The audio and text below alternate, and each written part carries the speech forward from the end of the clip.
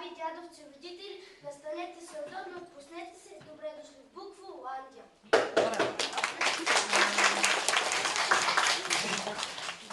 И така, деца, добре дошли в Букволандия. А коя е страната Букволандия?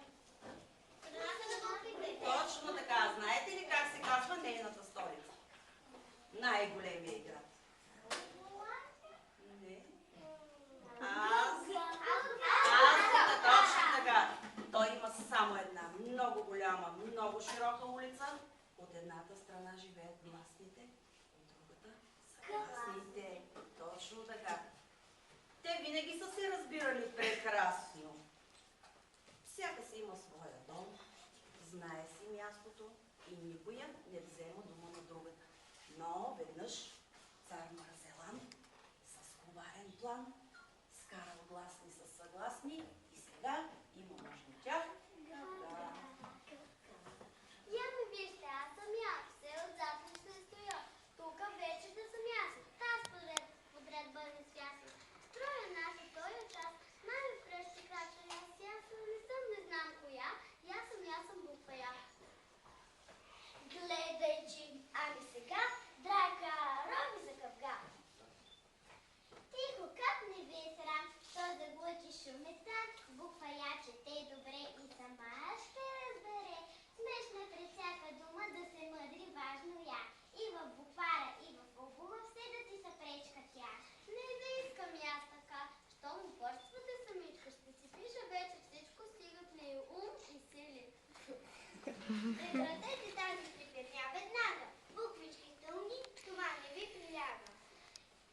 И аз греших, признавам, нямах мярка, залетях, ще си сядам, обещавам пак летюка да добях. Щом не настоява да държи на първо място твоя знак, нека с наш държи на буква я се труди пак. Буквите си имат ред, азбучен и най-известен. Буква А е най-напред, никой тук не е изместен, ни изместен, ни преместен.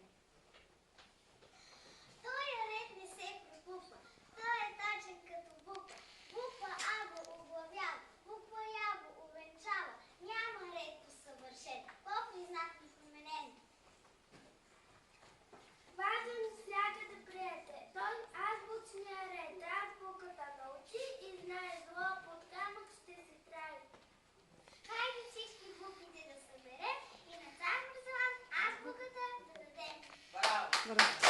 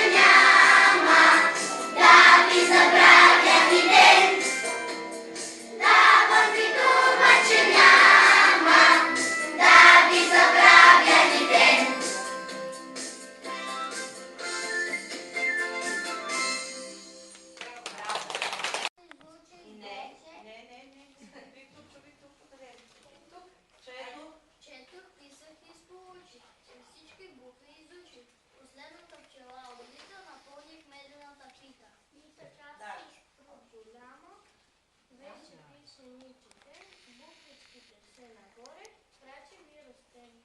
Затова за нас днес празник светъл и голям, че грамотни сме, разни книжки ще четем в план. На буквичките празник е голям. Чудесен, весел празник за децата. Букварчета прочетах вече сам. Читанката ще броди по земята. На буквите вършебните криле, реки, морета, смело ще пътува. Ще стигна най-далечно за светове, ракета се и бързо ще пътува. Всеки, който да пише, се учи. Тетрадка трябва да получи, а в тетрадката дали е подредено, всичко ли се е на мястото определено. Да се писат букви, това е трудна работа. Ето другите писат красиво, аз все каквото да правя, все е криво. Аз не си разбрах. Чуждите тетрадни буквите като вълници изглеждат в поемоведици, а в моите всяка се поименува ураган. Кога ли сте се споя сам? Проблем не ми е да пиша и чета. Много голям проблем е да се мълча. Мога аз да прочета и цял роман,